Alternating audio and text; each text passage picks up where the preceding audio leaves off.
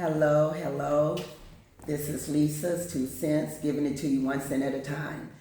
Today I wanted to cover domestic violence. I wanted to share a story with you about a friend of mine that I went to high school with. I remember one particular time we ended up living in the same apartment complex like years later after high school. And I remember we would always see each other in passing, like, "Hey, how you doing?" She'd say hi, give each other a hug, and keep it pushing. And so I remember I ran into her because my sister used to live in an apartment complex too. DJ Ghost Mother used to live in an apartment complex too. And so I know I was going over to her house, my sister's house one day, going to see her, and I ran into this young lady. And she said to me, "Hey, Lisa, I wanted to talk to you about something when you get a chance. I just want your advice." And so I said, "Okay, no problem. If you want to talk, I got time now." At that time, she couldn't. She was like, "Oh, I'm on my way to go pick up my son from school, but I'll give you a call." I said, "Okay, no problem." She called me probably about a week later and asked me, was I busy? And I told her no, I wasn't. I was available if she was ready to talk. And she said, okay. She came over to my house. And when she came up to my house, she was telling me that she was having problems with her son's father. They had been in a off again, on again relationship for, I want to say it was about 10 years because the son had to be like around 9 or 10 at that time. But she said she no longer wanted to be with him and had been trying to get rid of him for like 6 months. And she was asking him not to show up at the apartment without calling. He was showing up at her job. He was calling her job, putting her job in jeopardy, where her supervisor had met with her and said that if he was gonna continue calling and interrupting, her work and what have you, that they was gonna eventually have to let her go. So she was kind of like confused on what should I do, because she's like, I don't want to be with him anymore, and he's married. And so, of course, I was kind of taken aback, like, he's married. Like, why would you mess with that married man? And she was like, I was just stupid and da da da da.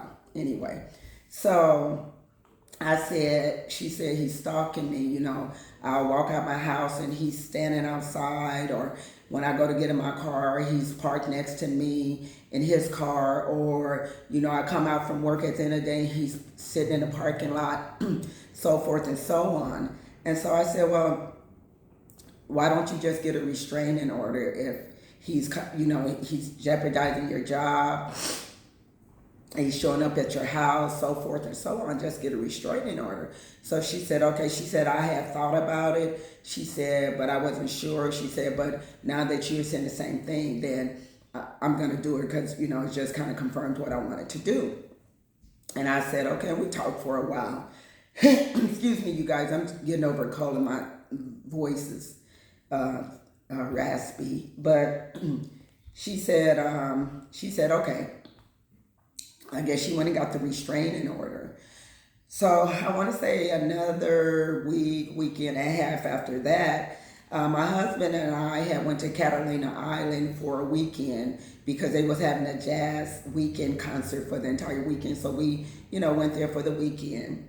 When we came back that Sunday night, we talked about, when we got back that Sunday night, we were extremely tired. We got in late between 9:30 and 10 o'clock that night. We came in, took a shower, and went straight to bed because we were, extremely tired from the weekend. No matter how tired I am, I'm a very light sleeper. I've always been like that. By the way, my sister lived in the apartment complex too. DJ Ghost Mother lived in that apartment complex too. And so when I got back that night and took my shower and went to sleep, my husband and I was asleep, and I literally, even though my eyelids are closed, like if you turn on a light in a room where you're sleeping, even if your eyelid is closed, you can still see light. And that's what happened. I could see light, and I was like, what is that? And I woke up, and it was a police car out in front of my apartment. So I looked out and I saw my friend's sister. Well, her sister worked late, so she usually got home around 12 or 1 at night. So when I saw the police talking to her sister, I was like, oh, she must have got caught coming home speeding, and they given her a ticket. And I laid down and I went back to sleep. Excuse me. When I woke up the next morning, my sister was calling me, DJ Ghost's mother, was calling me, and come back for part two.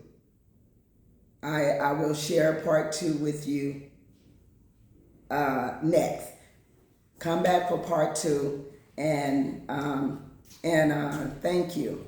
Come back for part two.